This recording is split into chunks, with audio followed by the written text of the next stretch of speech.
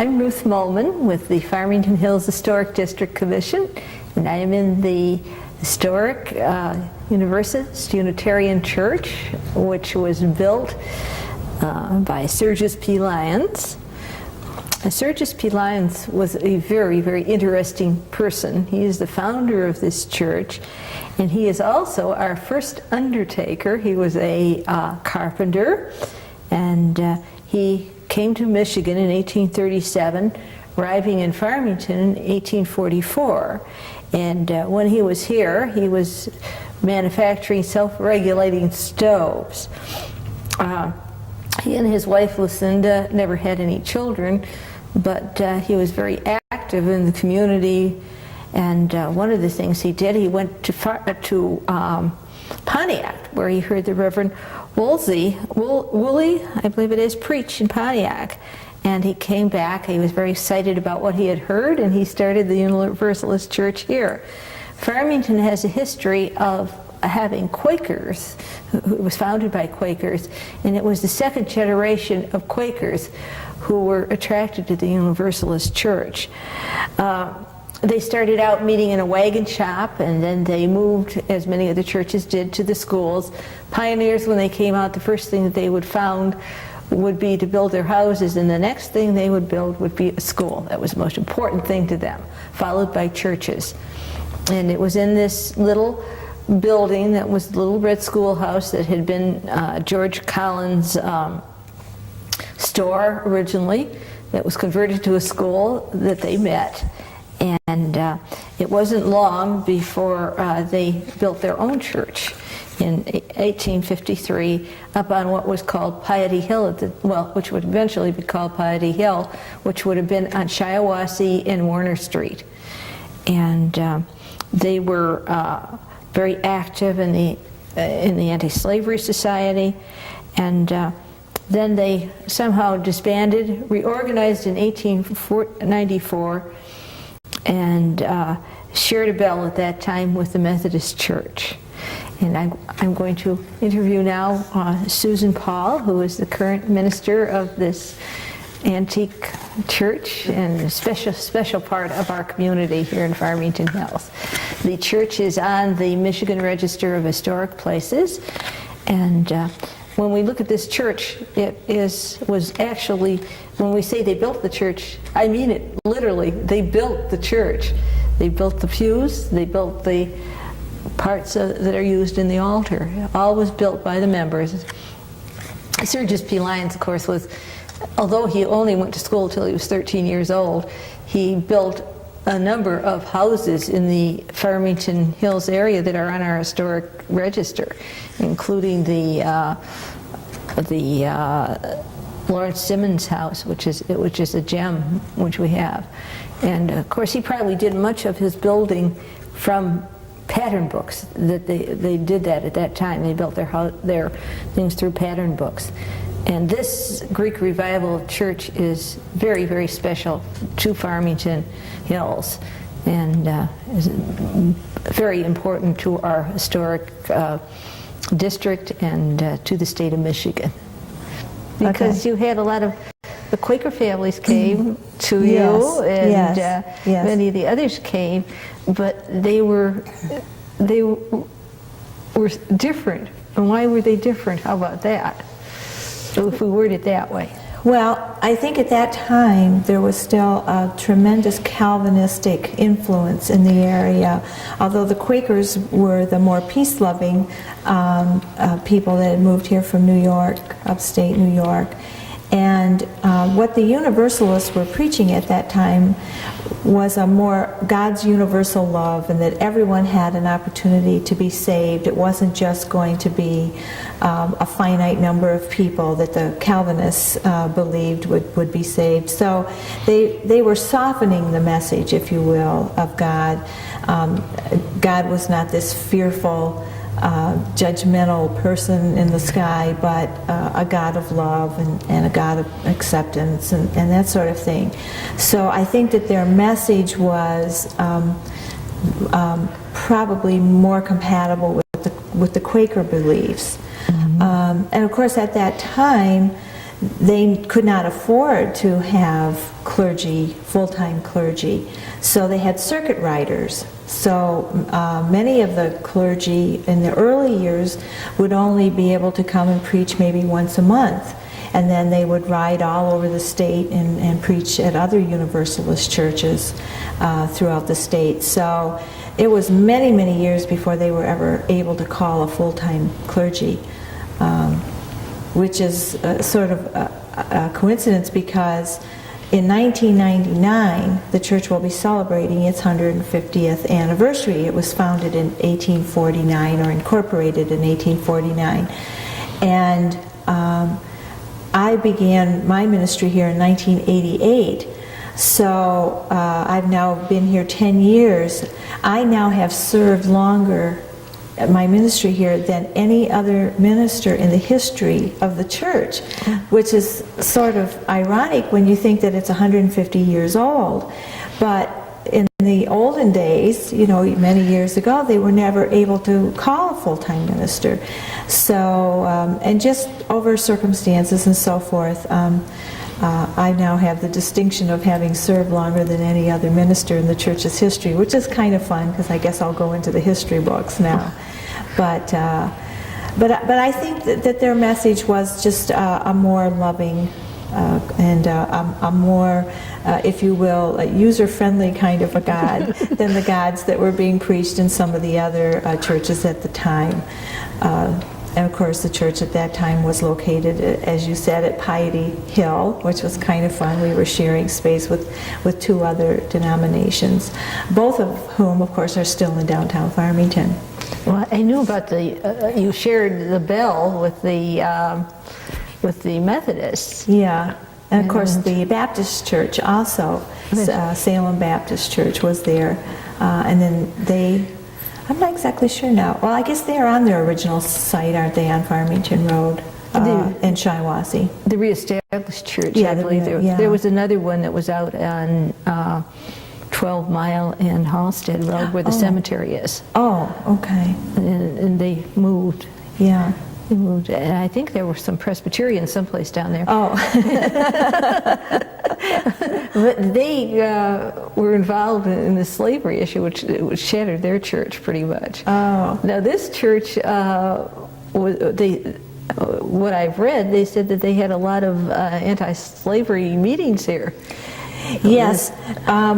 It's thought that our church was involved in the Underground Railroad. The problem was that they did not keep good records about those kinds of activities because, of course, they were fearful that they would be found out. So the best that we have are just sort of rumors that we were involved in the Underground Railroad and that we were helping slaves to get into Canada, and that they did spend a certain amount of time on the church or in homes, farm homes of members of the church. But we can't document that for sure. But it certainly would have been in keeping with the philosophy of Universalism at that time.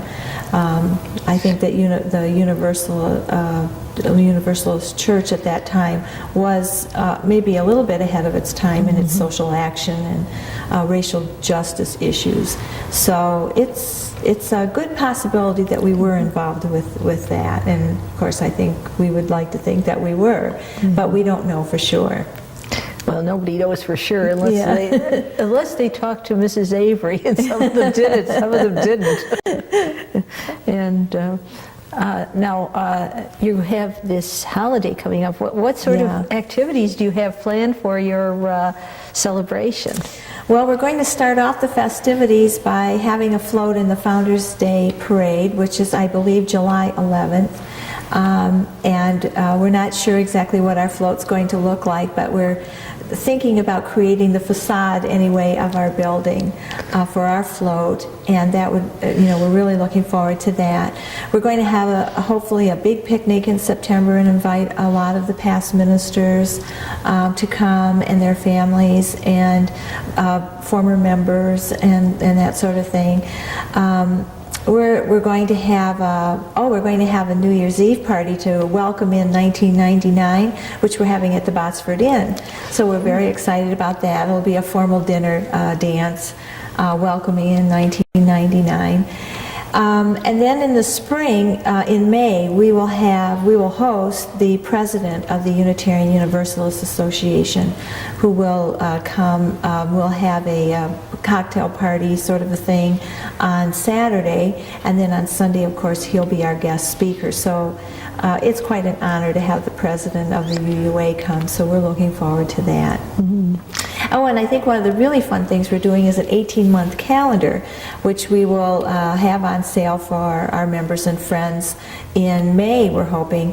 And it will start with July of 1988 and run through December 31st of 1999. And each month will be a picture of some historical picture from the church. So we've been having lots of fun going through the archives, digging up pictures of past ministers and just activities that used to go on here. We have a wonderful aerial shot of the church from about 1969, which shows looking north on Halstead. There's our little church, and across the street is the farm that used to be over there with the stone house, which now resides on 12 Mile Road, and absolutely nothing else. And I think that our new members who have joined the church in the last 10 years will be astounded at how rural this was in 1969. There really wasn't anything else visible from that view. So that's for sure going to go in the calendar, but we have dug up a lot of really wonderful pictures to put in the calendar. Did the horses in the farm show? No. No, they were up a little too high so we couldn't make out anything like that. But you definitely can see the stone house, and I of course remember when that was a horse farm.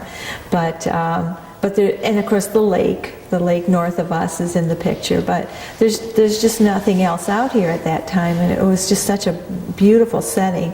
We feel very fortunate that we still have our 7 acres here, and the kids really enjoy it. You know, they love to go out and explore in the woods, and it really is a very peaceful and serene setting, I think. Aesthetically, I think it's beautiful for our little church.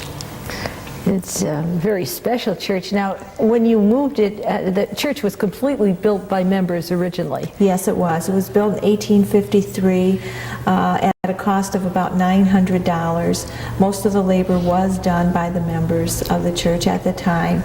And of course, they agonized over the cost and how would they ever come up with $900, this astounding sum of money in 1853.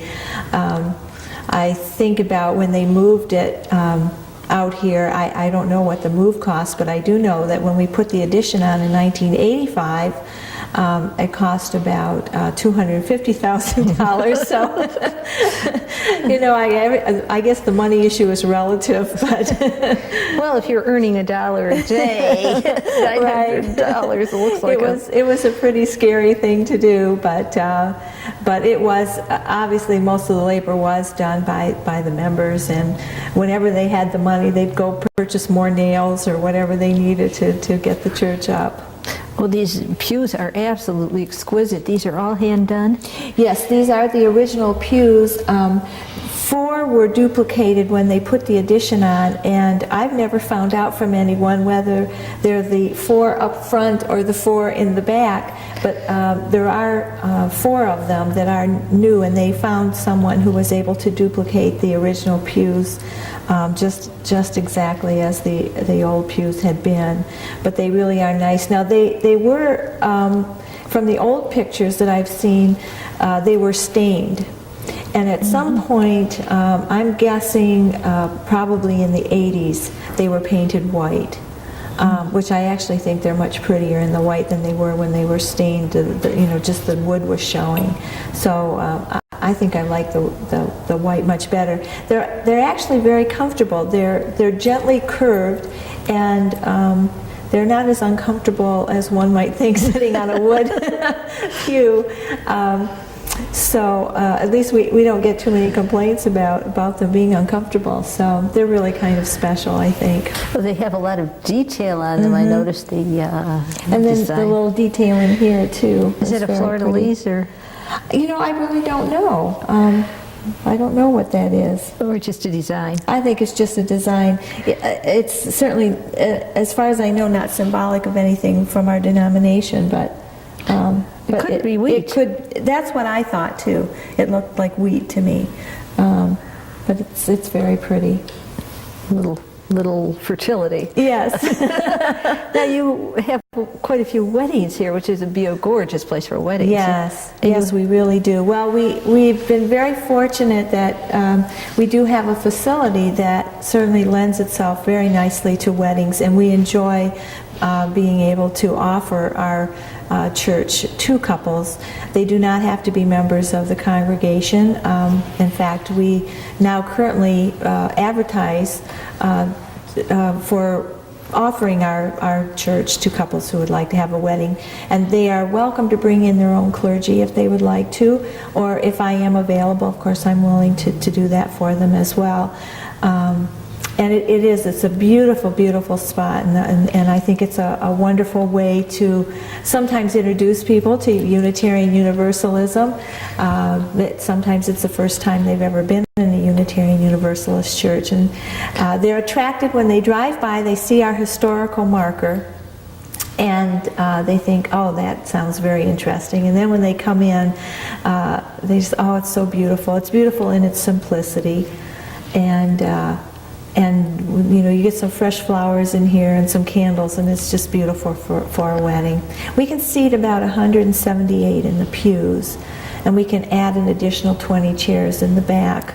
And usually that's sufficient. We haven't had too many requests for weddings larger than that. So, and people like it better than, you know, going to a chapel in a mall. I mean, quite frankly. Oh, it's a fantastic difference. Yes.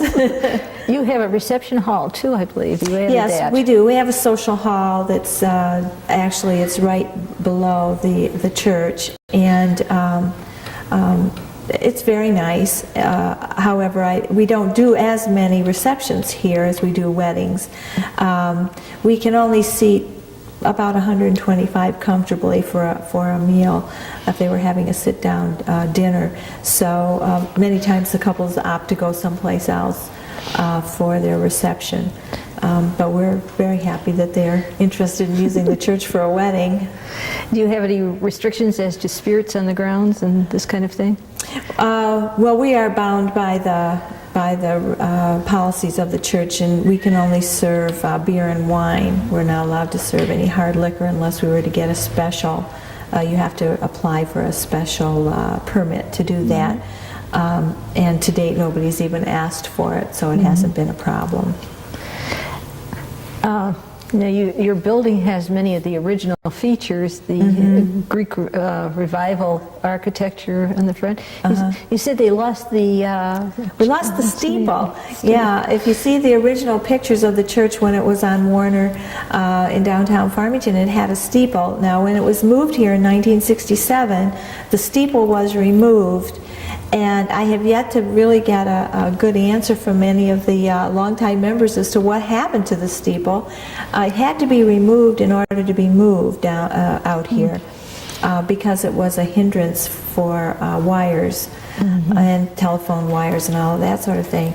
And I don't know whether it was their intent not to move it and replace it, or whether it was lost in the move or what happened to it. But the steeple didn't make the move.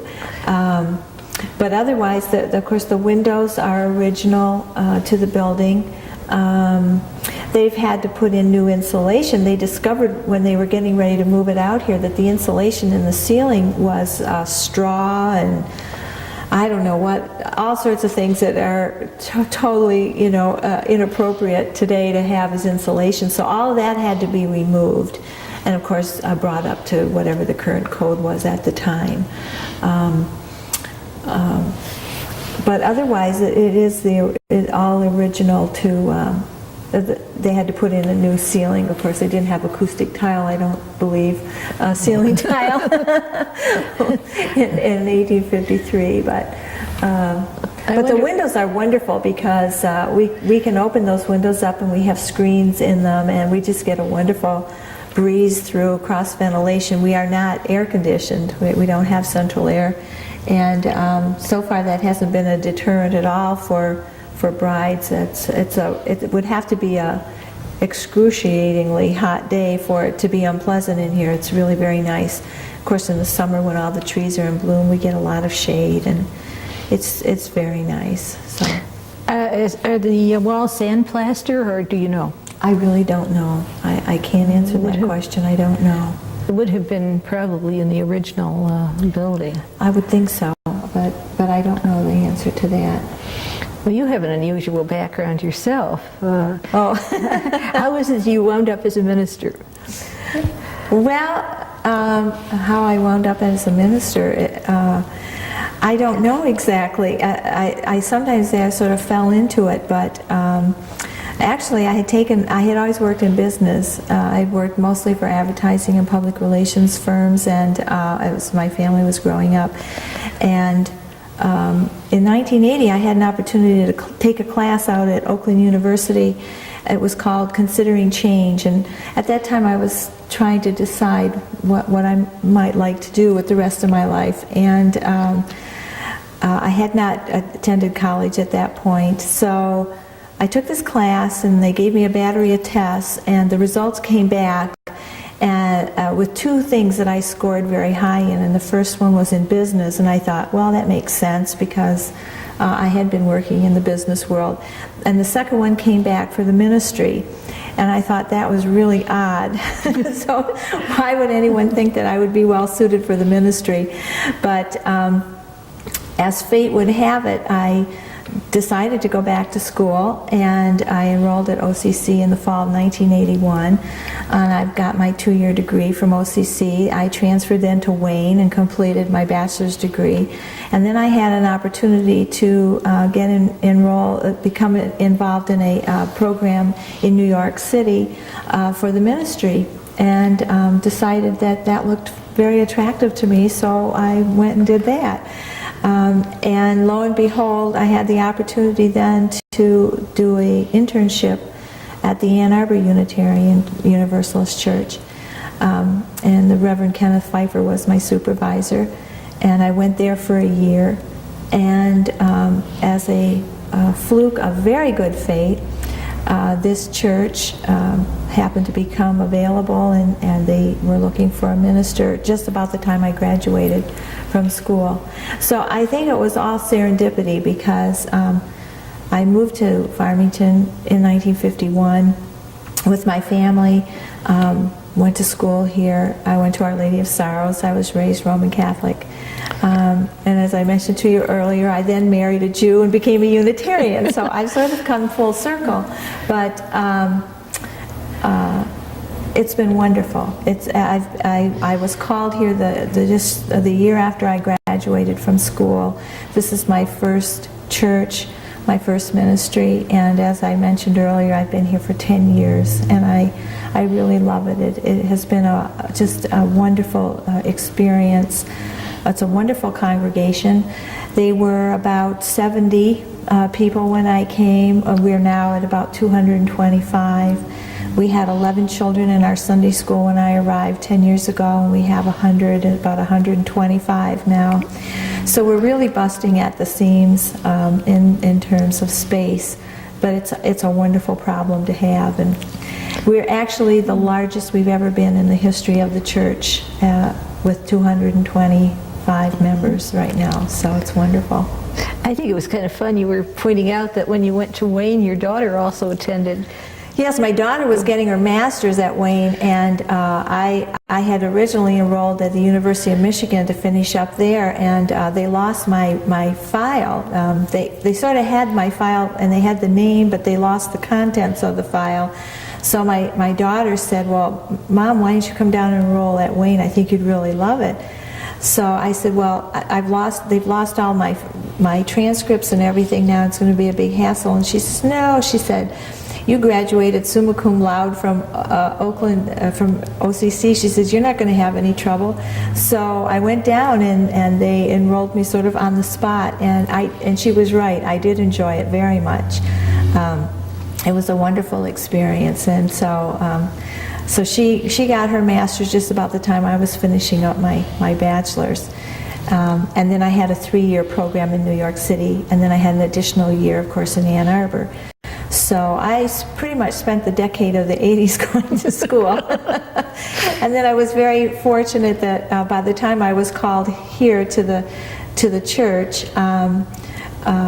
it was just about 3 years before my youngest child was going off to college, so then I was able to help her get through school. So that was a very nice experience too.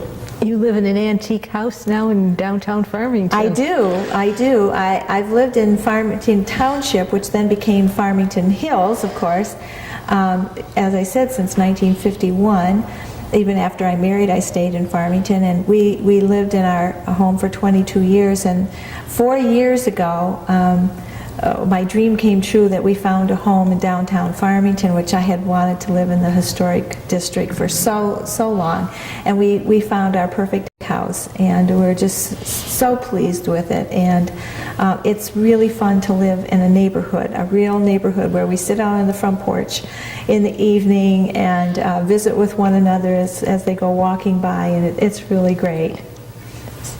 Well, thank you so much, and it's been wonderful to visit here. Well, thank you. It's definitely part, I see they're listed in the Michigan, I see on the certificate, you've had a certificate listed as a Michigan historical site as well as a Yes. Farmington Hills historical site. Yes. Well, had we stayed in downtown Farmington, we could have the distinction of being the oldest church in Farmington. But since we moved to Farmington Hills, I don't believe that we are the oldest, but we are the oldest Universalist church in the state that has been in continuous use for now nearly 150 years. So we do have that distinction. Yes, it's very special. Yeah, it is. It really And is. the building is so special with the Greek Revival architecture. Yeah. It makes it unique. Yeah, it's what I'm finding with the younger members that are coming. I think that they're very, very attached to the building. There's something very nostalgic about it. There's something comforting about it. And anytime we suggest making any kind of improvement, like, well, shouldn't we have central air conditioning? No, just leave it exactly the way it is. So they're very fond. It's not just the older members that want to maintain the tradition and the oldness. It's our new members that like it just as much. Yes, I understand that a lot of the things like the pulpit and so forth were actually built by the members as well as the furniture and the building. Yes, that's true. But I don't, they were sort of here when I came, and I don't really know how old they are. The stained glass window, I know what is new. That was put in after the addition went in 1985. That was a gift from the woman who was the minister here at the time, the Reverend Joan Kahn Schneider, and she purchased that stained glass window as a gift to the church. But in terms of the pulpit, the altar table, the little chair, and the stand for the chalice, I don't know the history behind it, but I wouldn't be at all surprised if the members had their hand in building it at the time. I vaguely remember Mr. Wixom, Ralph Wixom, saying that he and his brother-in-law helped construct some of these things. I wouldn't be surprised. The Wixom family and the Steeles, both longtime residents of the Farmington area, were very active members in the Universalist Church. And Ralph is a lifelong member. Ralph is now living in Howell, Michigan, and he's I don't know, I think he's about 86 now. There were 5 Wixom children, and they all lived in the area. And now Ralph is the only one of the siblings that are still living.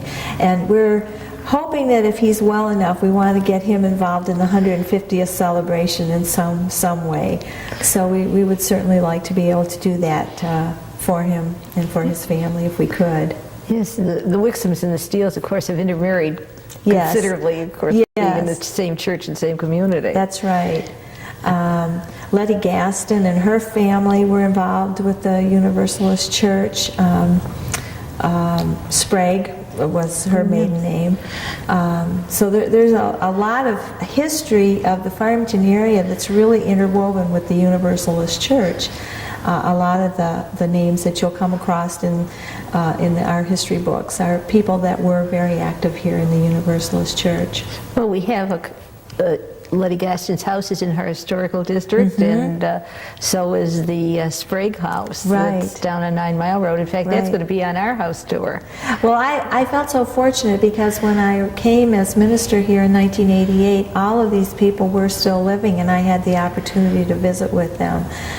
It's very sad, you know, that in this past decade now we've lost so many of those people that really could tell us the stories. And fortunately, we have a young woman in the church whose family became active in the church about 30 years ago when she was about 2, and she's become our historian, if you will.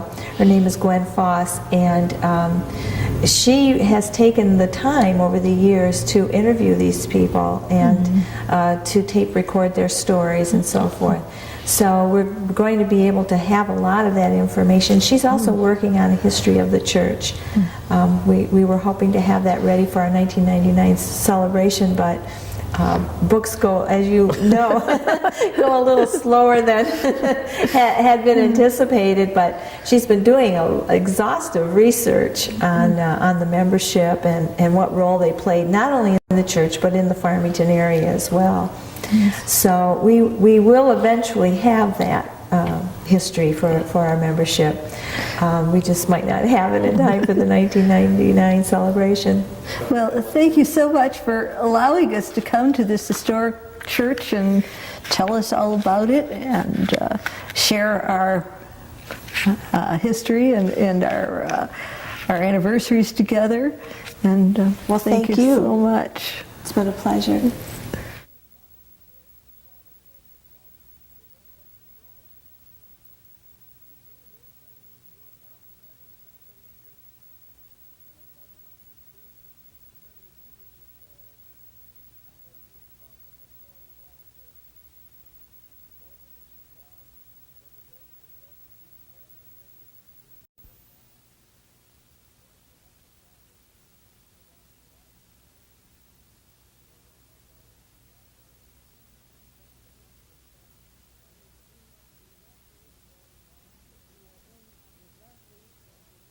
We are in the lovely Gothic Revival house that is known as the Lawrence Simmons House.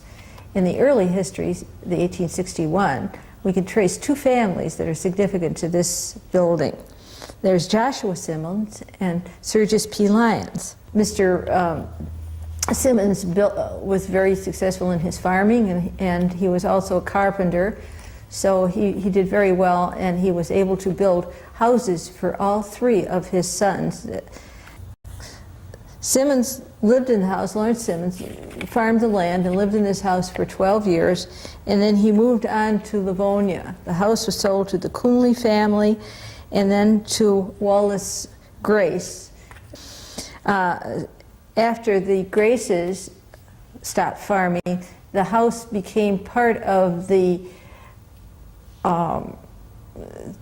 estate set of that was along Farmington Road, the horsey set. We saw we will see the one scene of them riding horses on their property here. But horses were a big thing among these people. They used to ride up and down Farmington Road and visit each other with their estates. It was the estate of R.K. Floyd.